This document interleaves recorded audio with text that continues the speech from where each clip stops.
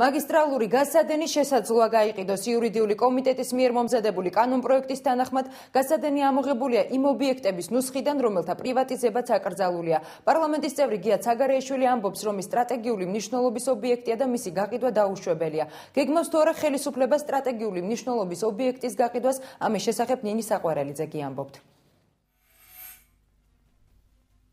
პრივატიზებას არ ექვემდებარება შემდეგი სახელმწიფო ქონება: წიაღისეული, წყლის რესურსები, ტერიტორიული წყლები, ტყის ფონდი, საჰაერო სივრცე. სიაგრძელია და მასში გაზის მაგისტრალური მილსადენებიც შედის, თუმცა ახალ კანონპროექტში ეს სტრატეგიული ობიექტი უკვე აღარ ფიგურირებს.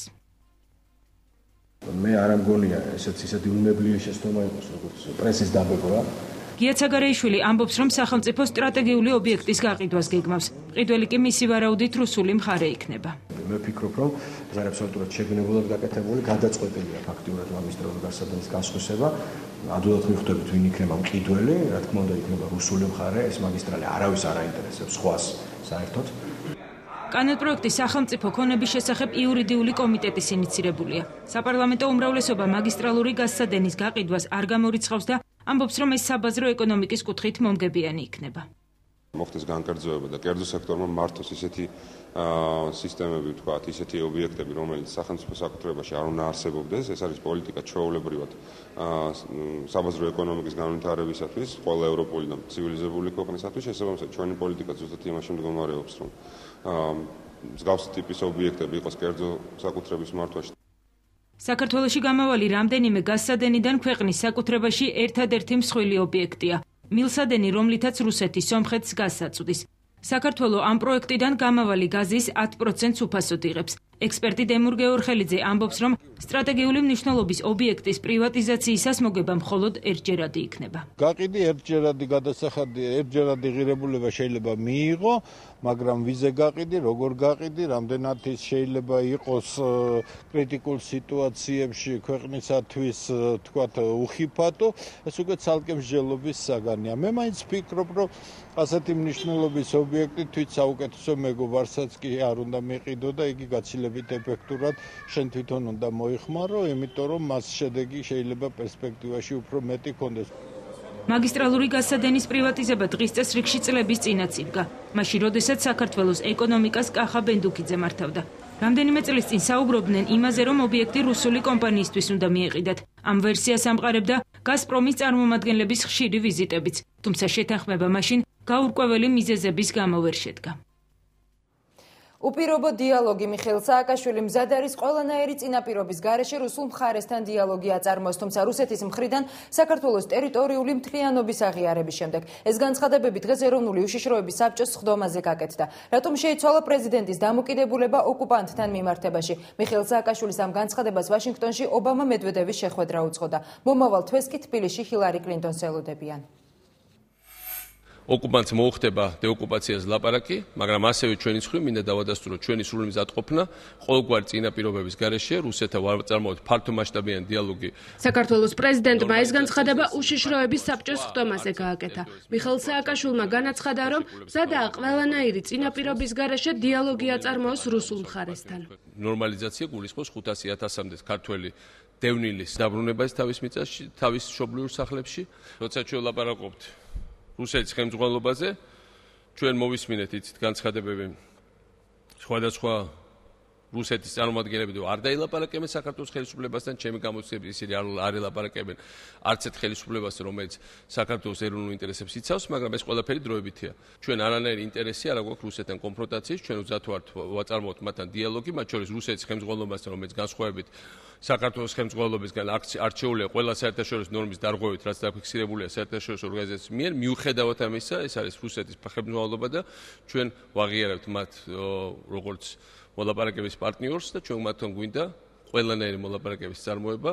სხდომის დასრულების შემდეგ მიხეილ სააკაშვილის განცხადება საგარეო საქმეთა მინისტრის მოადგილემ განმარტა და განაცხადა, რომ დიალოგი დაიწყება მხოლოდ მას შემდეგ, რაც რუსეთის მხრიდან საქართველოს ტერიტორიული მთლიანობის აღიარება მოხდება. საქართველოს მთავრობა როგორც ადრე დღესაც აცხადებს, რომ იგი მზად არის დაიწყოს ყოვლისმომცველი დიალოგი რუსულ მხარესთან, ოღონდ რა თქმა უნდა იმ პირობით, რომ რუსეთის მხარე აღიარებს საქართველოს არსებობის უფლებას, საქართველოს როგორც დამოუკიდებელი, სუვერენული და ტერიტორიის მხრივ უღრული ტერიტორიის მქონე ქვეყნის არსებობის უფლებას.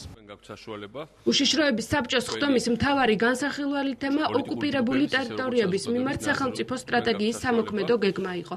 გაფართოებული ხდომა დაახლოებით 2 საათს გაგრძელდა. ხდომას არ დასწრებიან რესპუბლიკელები და თავისუფალი დემოკრატები. რეზიდენციაში მივიდა საპარლამენტო ოპოზიცია. არასაპარლამენტო ოპოზიციიდან კი ხდომას მხოლოდ მრეწველები დაესწრნენ.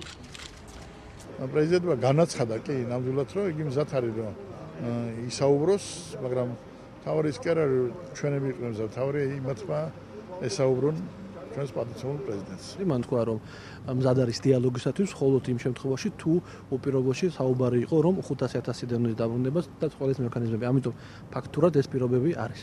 წინა პირობების გარეშე დიალოგის დაწყება მისი პრეროგატივა არის და მე ვფიქრობ ნებისმიერი დიალოგი მიმართული იქითკენ რომ მოხდეს საქართველოს დეოკუპაცია, ეს არის ჩემთვის ასე ვთქვათ მისაღები. ხოლო თუ იქნება ნებისმიერ სხვა თემაზე ლაპარაკი გარდა ოკუპაციის, ეს ჩემთვის ყოველთვის მიუღებელი იქნება.